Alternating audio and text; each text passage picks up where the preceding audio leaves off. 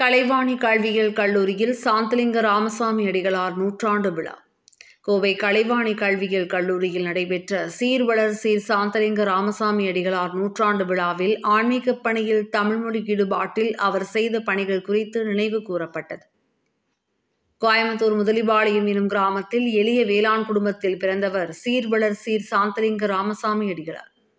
சங்க இலக்கியங்களையும் தமிழ் இலக்கிய இலக்கணங்களையும் குறைவின்றி கற்ற இவர் தேவாரமும் திருவாசகமும் மக்களின் வாழ்வியல் நிகழ்வுகளில் பாடப்பட வேண்டும் என்றும் தமிழ் மொழியை வழிபாட்டு மொழியாக்கிட வேண்டும் என்பதிலும் உறுதியாய் நின்று ஊக்கமாக செயல்படுத்திய பெருமைக்குரியவர்.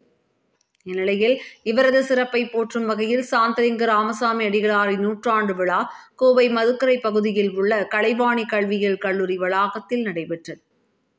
கலைவாணி கல்வி குழுமங்களின் தாளாளர் ஆர். கிருஷ்ணசாமி தலைமையில் நடைபெற்ற விழாவில் கலைவாணி மாடல் மெட்ரிக் பள்ளியின் முதன்மை நிர்வாக அலுவலர் நித்யா ராஜ்குமார் அனைவரையும் வரவேற்றார்.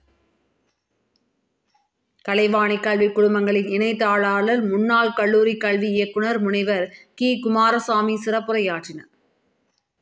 தொடர்ந்து நடைபெற்ற நிகழ்ச்சியில் தவ திரு சாந்தலிங்க அடிகளார் உயர்நிலைப் பள்ளியின் முன்னாள் தலைமை ஆசிரியை மரகதம், சமூக அறிவியல் ஆராய்ச்சிக் கழகத்தின் முன்னாள் தலைவர் முனைவர் கனகசபாபதி ஆகியோர் பேசினர்.